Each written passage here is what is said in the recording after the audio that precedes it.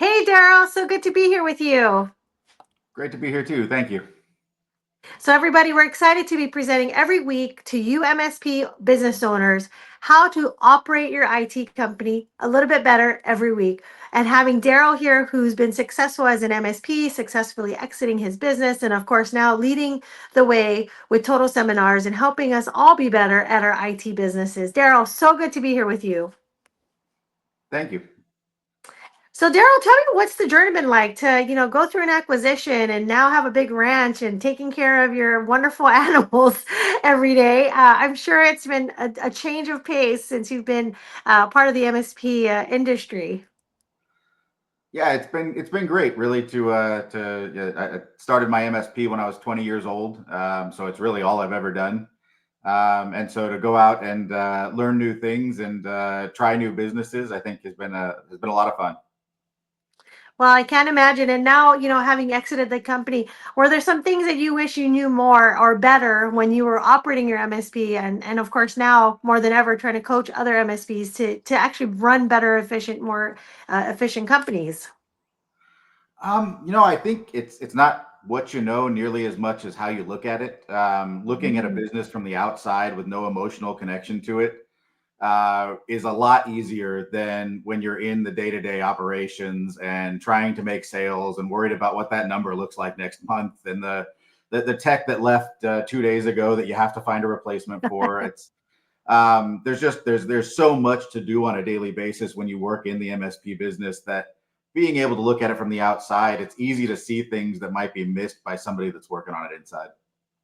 Well, I always say, sometimes we're married to the problem or too close to the problem, and we can't see past what we're doing. And I think that's common for every business owner, right, Daryl? As you were exiting your business, I'm sure you saw a lot of things. Man, since I was 20 years old, I was in this industry and all the things I've learned.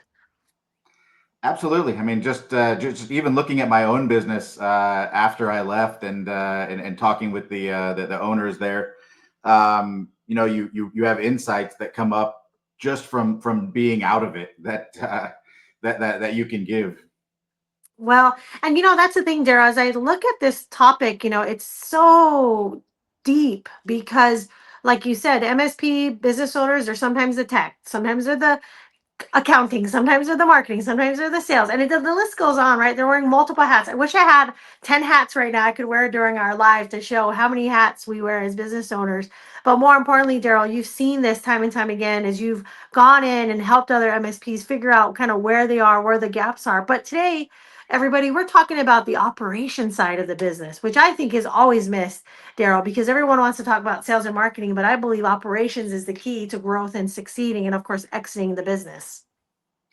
It's funny because I was writing some topics down and some talking points down for different topics, and I came across this one, which is that the owner of an MSP typically starts out as an IT guy who decided to go do it on his own and likes the operations side, gets really good at the operations stuff, and then realizes he's a terrible salesperson and needs to go learn that. And so I think it's where we focus most of our time on is sales because it's not what we were really good at to start with. The operations side comes naturally to us because it was what we chose to do, and sales is kind of what we're forced to do to run a business. Right. And guys, that's where, I think the Daryls of the world are our heroes because Daryl, you were able to master it, improve skills on every area of the business and get to a point where, you exited and it was a successful exit because now you're back helping all the MSPs from your own experience do it better. Yeah, and I think that comes with having good partners. Also, the people that I worked with had different skill sets, and so it allowed us to focus a lot on areas where we were good at. And it didn't mean that I didn't have to do sales. I had to do sales solely for 5 or 6 years, but you kind of work all sections. But when you have different personality types that are good at different things that are all part owners, I think that works really well. Oh, definitely, right? Personalities, it's tolerating everyone's like, quirks and things that we make us unique. And of course, Daryl, I'm sure, especially when in the IT industry, we all have different quirks, right? We have all the things that we love to do and all the things we have to do. And then of course the things that we must do sometimes is the pain point of any business. Yeah, absolutely. I mean, I can remember, starting in sales and marketing and all of that stuff, and sitting outside of customer sites, just dreading having to go in there and talk to them. But I think, as any business owner that does it knows, you just do it enough, and it becomes second nature. Yeah, no, Daryl, I feel that same way even now, just that anxiousness, that stress, that worry. And that's what is a perfect conversation of why today, how can we keep our MSP L2, L3 techs happy because they're running the machine while we're trying to get out there and grow our business, or we're out there learning more, we're out there networking. And so the L2s and L3s, Daryl, are so important to the MSPs growing their business. How can we keep them happy? Yeah, I mean, they really are the L2s especially are kind of the core of the business, where I mean that's where most of your money is coming in, is the hours that those people are spending on accounts. Right. And if they're not happy, clients aren't happy. And then you have your L3s, which are even, a lot more difficult from a technical standpoint to keep happy. Um, but at the same time, they are the ones that are keeping your L2s happy. If your L2s don't have those L3s as a backstop, they're constantly stressed out. And so, I mean, I think like any high performing individual, there's really the three things that you have to do to keep them happy. They have to like what they're doing. They have to like who they're doing it with, and they have to make enough money to take money off the table. And that doesn't mean they have to be the highest paid L3 in the industry. It means that they have to make enough money that they're not constantly worried about it, right? If you have an employee that's constantly worried about where their rent's coming from, they're going to be looking around. And that's really, I don't think I ever lost an L2 or an L3 tech that came into me and said, I went out to the market and I started sending out my resume to see what I could really be making. It was always the conversation of somebody reached out. It was a friend that works somewhere else. They really need this type of a job and they pay more than you do. Or it was, I wasn't making enough. I wasn't making it financially. I had to go look elsewhere. So, I mean, you don't have to pay them a fortune, but it has to be enough that it takes that question off the table, or else they're constantly going to be looking around. And business owners, this is a common need, right? Payroll is a need. I love when someone says I'm a CEO. I'm like, oh, have you ever dealt with payroll? They're like, no. I'm like, you're not a CEO yet. You haven't met that mountain. And that's usually one of the biggest pain points right there on business is like to keep the staff happy, to keep them engaged, keep them wanting to be there, wanting to do a great job for clients, and of course solving problems so that you can grow the business. Well, it's about balance, right? I mean, you have to be paying your employees enough to keep them around, but you have to be making enough profit to make the business worthwhile as an investment. You have to have a good balance between sales and operations, or else if your sales are great but your operations aren't, you're bringing all these customers in and losing them out the back door. So yeah, I mean, I think it's just throughout the business, it's about balancing those sides. Well, and everybody, MSPs, I know you're here watching and wondering, like, you're an L2, business owner who's like, now I got to switch out. I got to hire someone to replace me. And then you've got to make sure that that skill set matches what you need because your clients are needing that. Dara, how does someone navigate that, especially with like what I feel like is kind of a hard stop? Like, you've got to have someone replace you as an MSP L2, L3 so that the business can grow. And so finding someone to come in and take that spot is a hard thing sometimes. I think it's I mean probably one of the hardest problems we dealt with was you lose an L2. You have a significant number of customers that thinks of that L2 as their tech, right? Right. That when they call in, they ask for them. They might not get them every time, but they're asking for them every time because they like working with that person. And now they're gone, and you're going to bring in somebody from outside the organization that you stick in place, who might not have the same communication skills, or they might be a perfectly lovely person who just doesn't fit with those customers very well. Right. And so the best way to do it is to bring them up from inside your organization, right? If you can build those skill sets and the rapport with the customer in lower end techs, and have on your knock especially, you have those lower end techs who are getting to know these customers, and when you move them up, when they're ready to come up to an L2 level, you lose an L2, you move that knock tech up into an L2.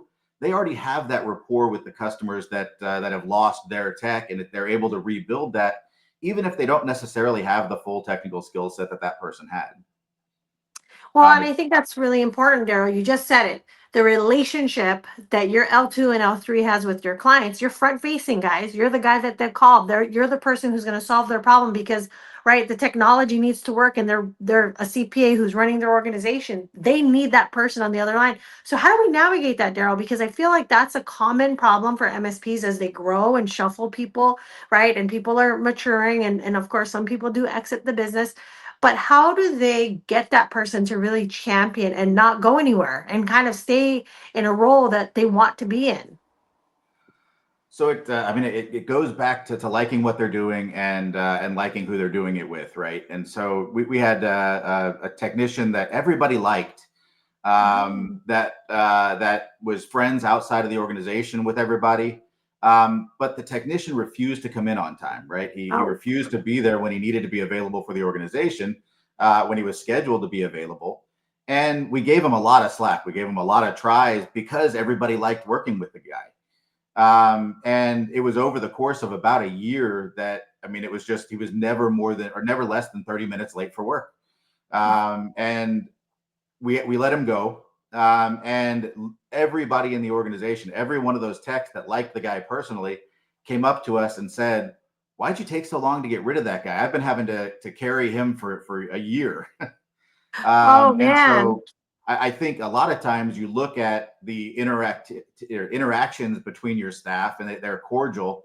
And so you think, hey, that, everybody likes working with each other. Well, I mean, at the end of the day, it can be something as simple as them having to carry him for the 30 minutes that he's late every day.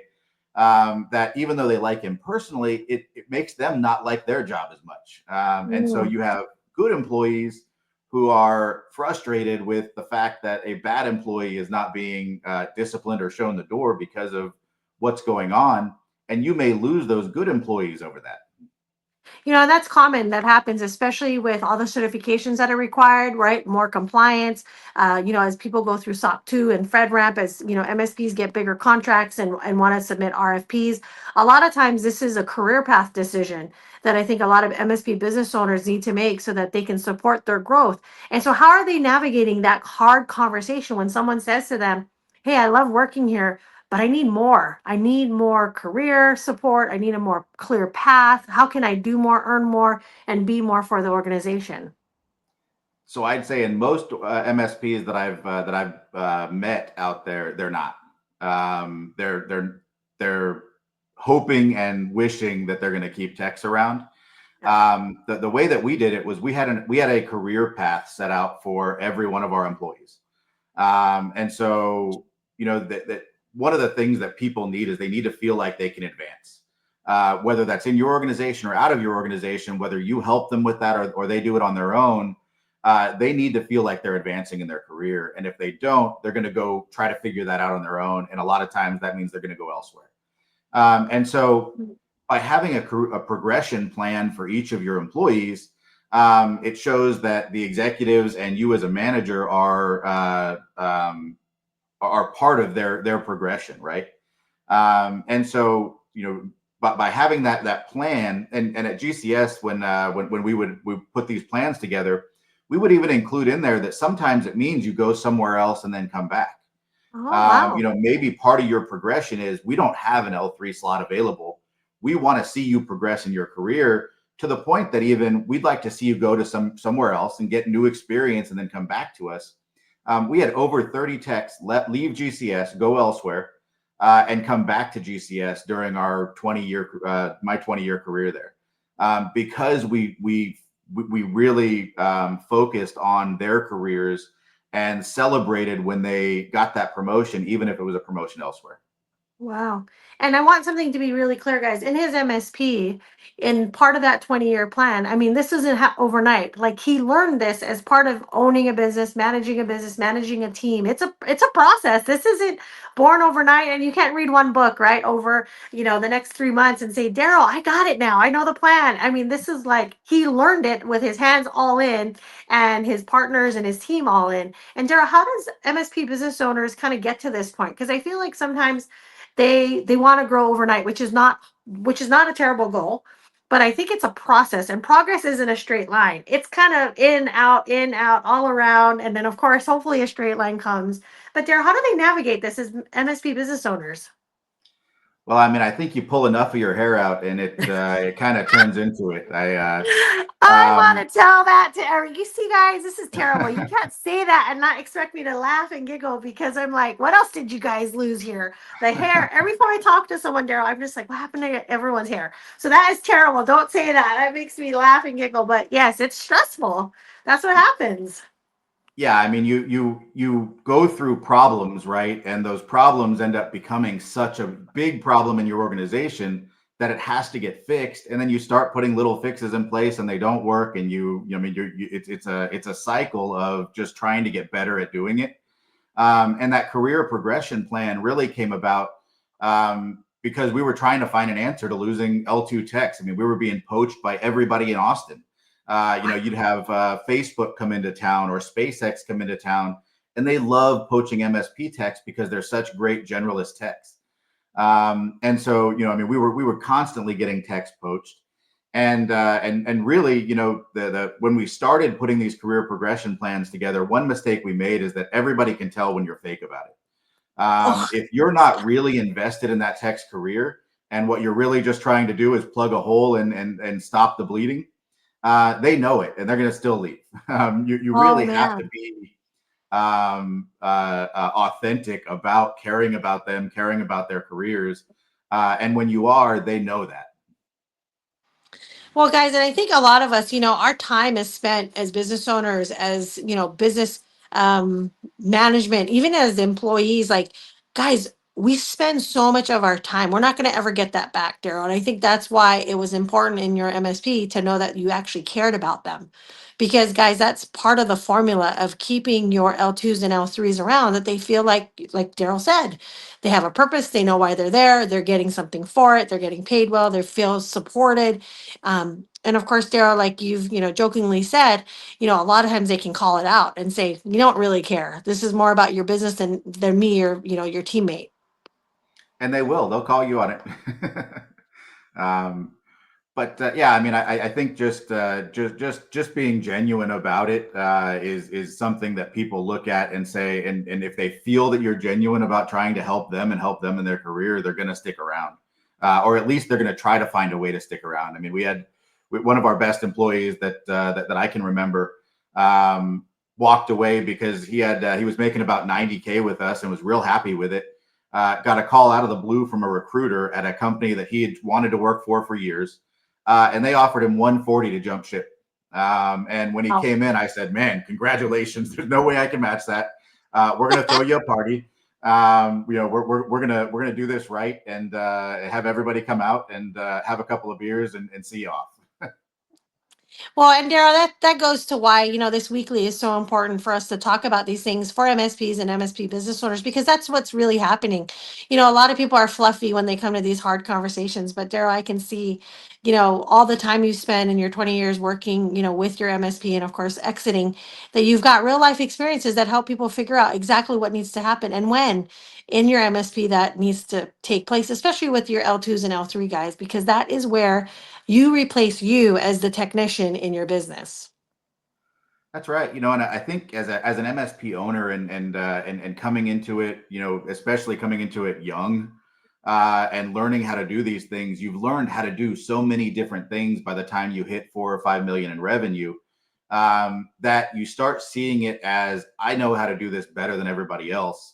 And I've spun my wheels on problems so many times because I know I have the answer and nobody else is going to have the answer. And you try these things that just don't work and don't work and don't work.